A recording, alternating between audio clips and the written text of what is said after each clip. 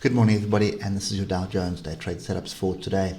So very much still stuck in this range, and as a result, I don't trade ranges. So we're not really looking at the Dow Jones at the moment. The S&P does look like there's a potential break happening, but as far as I'm concerned, that's also top of range. So if we come back to the 3 hour, you'll see big up, big down, big up, big down, big confusion. Oscillators group back to the upside, right at the top of the range.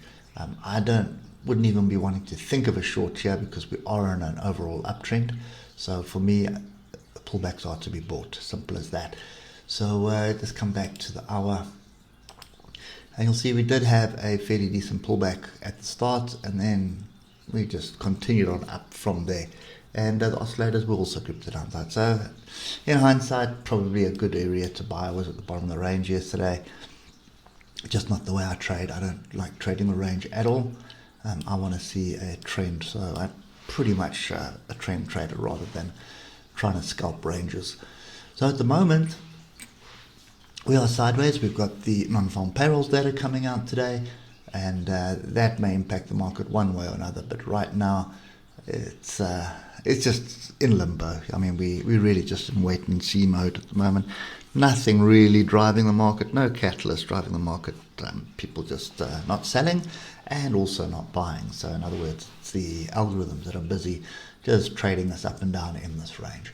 So even if you drop down to the 15-minute type time frame, you can see when we did the video yesterday, we got the break, hold of the 155, and then pretty violent up and down there.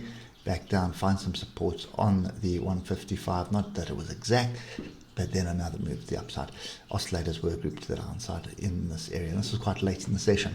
So yeah, I suppose if you're on the 5-minute chart or the 15-minute chart and you're looking to trade the range, obviously you would have seen some structure here that would have allowed you to get up to trade to the upside. But anyway, I'm not really interested in that right now. So for me at the moment, it is still wait and see. This overhead resistance is pretty strong. Look at how many times it's been tagged. So it's 1, 2, 3, 4, 5, 6, 7 times that it's been tagged.